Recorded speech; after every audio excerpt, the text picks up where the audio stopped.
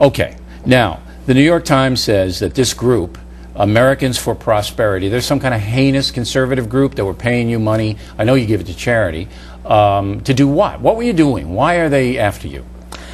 I make speeches. I make about 25 a year. I've done that for years. And suddenly, now that I'm at Fox, critics are leaping to attack me, according to the New York Times.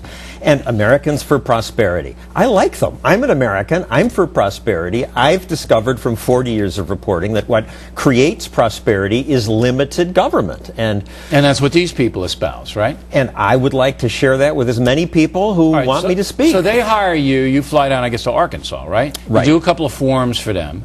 Did they make you sign a paper saying that you hate liberals or something? Or did they make you do that? Or no. And do you have to personally attack people? Or what do you? I don't understand why they're mad at you. So what? You make a speech in front of a group that you respect. Well, I'm aligned with this conservative group. Didn't you Are they conservative? I'd call them libertarian. Didn't you talk to this group before you got to Fox? Isn't that interesting? When I worked for ABC 2 months ago, I also made 3 speeches for this group, but Times didn't write a word about that. Nobody cared then, but now I'm sure somebody cared, but the Times didn't care. Now, Mark Feldstein, an associate professor of journalism at George Washington University, said your speaking to a partisan group was, quote, pretty shameful, unquote. Why is it shameful? I guess they believe that all reporters have no opinions, no point of view. But you're a commentator now.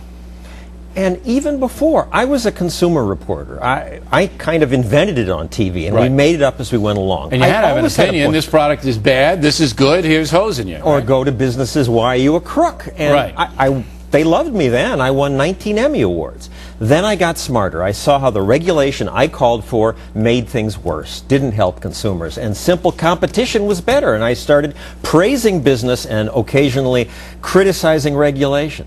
Suddenly, I stopped winning Emmy Awards. A journalism show had me on, and I found they had titled it Objectivity and Journalism. Does John Stossel practice either?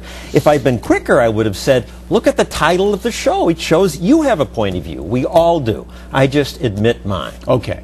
I'm siding with the New York Times. I think you're shameful. Well, can't argue with you. No, look. You know what the game is now that you're here. And Glenn Beck found this out very quickly when he came over from CNN. When you're here, you're a target. You become a target just by association because now you work for Fox News. So they're going to find anything that you do, and this is the New York Times, which they hate us, and they're going to put you in a pejorative light. They're going to put you in a negative light just because you work for us. You committed the cardinal sin of all time. You left a liberal network and you went to a traditional right-leaning network.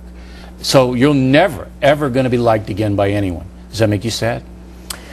Well, I live with these people. They all live in my neighborhood, so that makes me sad. Why don't you move out to Long Island where I live? Because I live with the folks. I like taking the subway to work. Oh, you're a pansy. Come out to Long Island, all right? The best pizza in the world, Villa Milano and Manhasset, okay? Come out there, the regular folks. You won't have to deal with those pinheads on the Upper West Side. It's good exercise living with the liberals. You get to hear their arguments, fight with them all the time, keeps me alert. Okay, but if you do that, you're a fascist. Do you really want to be a fascist, Stossel?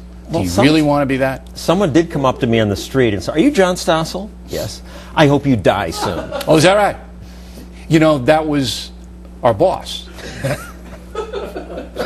I don't think. Just a joke. All right, John Stossel, everybody. John Stossel, everybody. Stossel it is. Stossel.